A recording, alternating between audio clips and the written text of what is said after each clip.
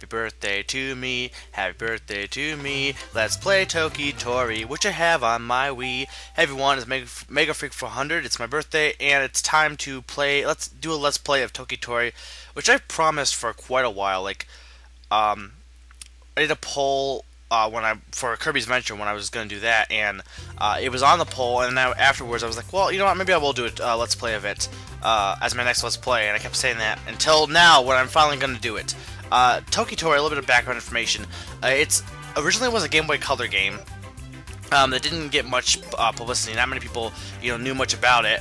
And then it was released again for WiiWare. It's also on, I think, iPhone. It's also on Steam if you want to get it for I think $4 on that with extra levels. But the WiiWare version is good as well. It's $10 though, but it's worth every penny. So basically, this game is a puzzle platformer. You play as Toki Tori, who is this odd-looking chicken or chick. Not the chick as in the animal chick. So he is well, I guess he would be an odd-looking chick if that's anyway, basically the point of every level of this game is to collect all the eggs in the level. Now to do so, you don't want to get, there's points in the game where you can get stuck and you'll have to reach the level, so you want to continue onward getting every single egg. And he will have later on will be introduced different items he can use to help him on his quest to grab all the eggs. Now in the original, here's the first item we have. In the original Game Boy Color, there was a story along with it that all the eggs were taken, and he was actually the chicken that the evil guy, I guess, who took the eggs. I don't know. There was some kind of story, but it's not present in this in the WiiWare version or any of the new updates, to my knowledge, at least. So yeah, you should definitely get this game if you have a chance. If you have a Wii, download it for WiiWare. It uses the Wiimote. Or you can use the nunchuck as well. I'm using the quasi controller. That's the other option, and I just find it better to use the quasi controller than using the touch controls. And that's why I'm glad. I'm glad they give you an option, because it's fine if they incorporate motion controls, but for something like this, giving the option is really nice. So yeah, usually items are limited. Mostly, I'm not gonna read most of the tips, because those tips basically explain how to play the game. There's no reason for me to read it again, because you can just pause the video or just read it if you're fast enough to read.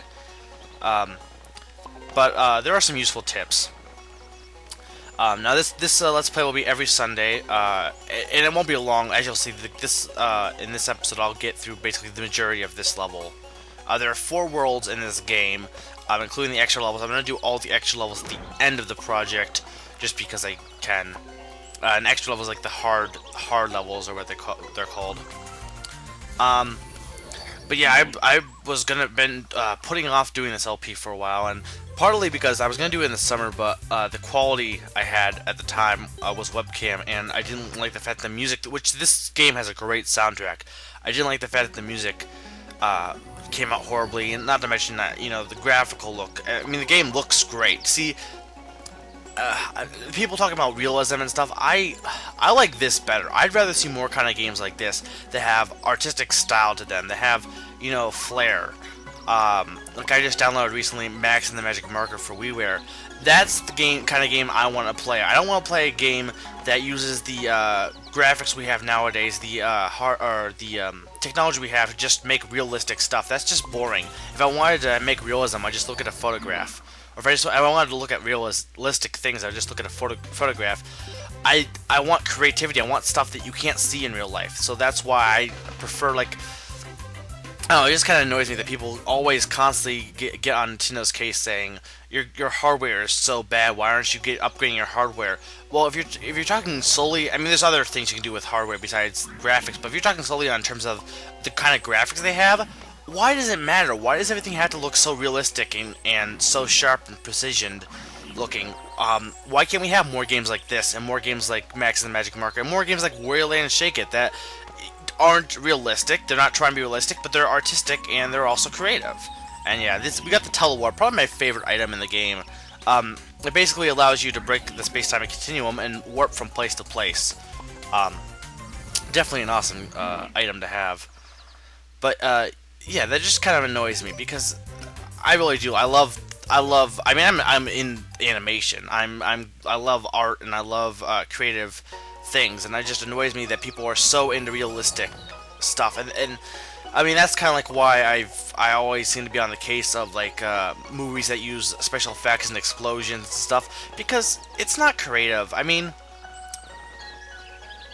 making no, not so much that. Yeah, that's not really the case. That's not really fair at all. But I don't know. It just feels like creativity is something that a lot of things, media today, just seems to be lacking less and less of. It's all about, you know, making things shinier and better. I don't know. But anyway, that level's the first few levels of this are pretty simple, but they do get a lot harder. This game is, you know, fairly difficult.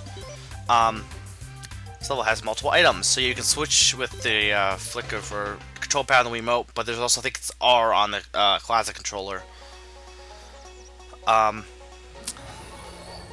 yeah, so at this point I am on spring break. I am enjoying it. It's fun to be on spring break. I have only a week off, but it's, you know, it's good to be home. Just take a relaxing week off. And yeah, again, it's my birthday. Let's see what I get. I got my mom pre-ordered why am I Pokemon Soul Silver? What am I doing? Pre-ordered Pokemon Soul Silver. I got a PC gaming controller because I have Psychonauts, so I wanted that for that. I was borrowing the controller from a friend. I also got a Wii Point card for 2,000 points, and some hand lotion. My hands always seem to get dry for whatever reason. But yeah, I also got Heath bar cake. Like my mom made a cake with Heath bars and like whipped cream, and rich and delicious. Like a long time ago, she made a cake, Snickers cake, that was really rich, and I wanted something like that again. I love rich things. They're not good for you. It's horrible, and it's like just sugar, just pure sugar. But it's just really awesome tasting. But yeah, technically I celebrate my birthday on Saturday since we've been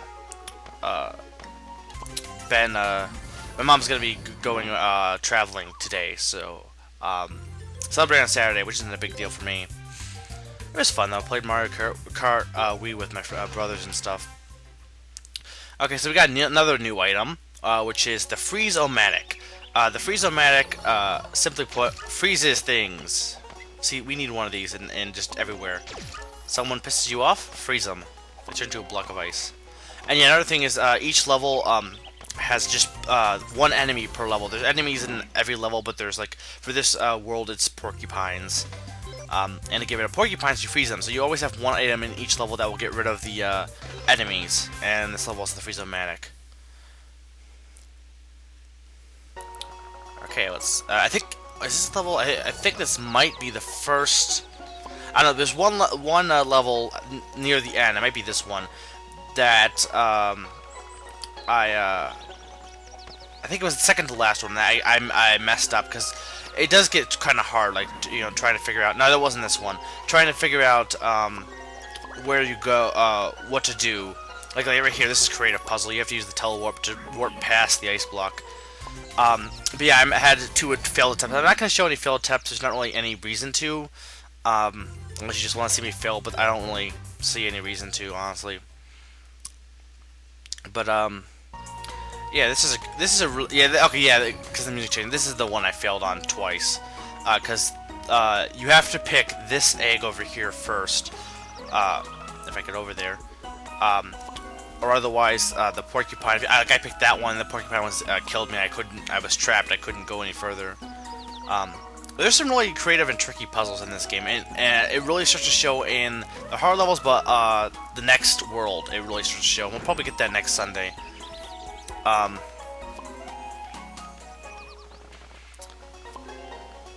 yeah. Oh yeah, speaking of Max and the Magic Marker, which I mentioned getting, that's actually a really fun game as well. I mean, I know there's a lot of drawing games out there, and it doesn't really do anything new. I mean, it's basically the same thing, but it's just, the music is really interesting. It's just fun to look at, and it's just, you know, an overall enjoyable experience. I recommend it. It's definitely worth, like, there's been a lot of games in March that I'm gonna be Cave Story, Max and the Magic Marker, and I got Mega Man 10 as well, as you saw on my Wii menu. Definitely, March has been a good month for downloadable games on the Wii Shop channel, in my opinion. At least more so than other months. And that porcupine is trapped. So you know what we can do? We can first get this egg and go up these ladders. But yeah, the music in this game is the next level has really great music. So does this level, for that matter. But some of the really fantastic music overall. We need more games that have fantastic music like this. And there we go. This has been Mega 400, reminding you to go buy this game right now.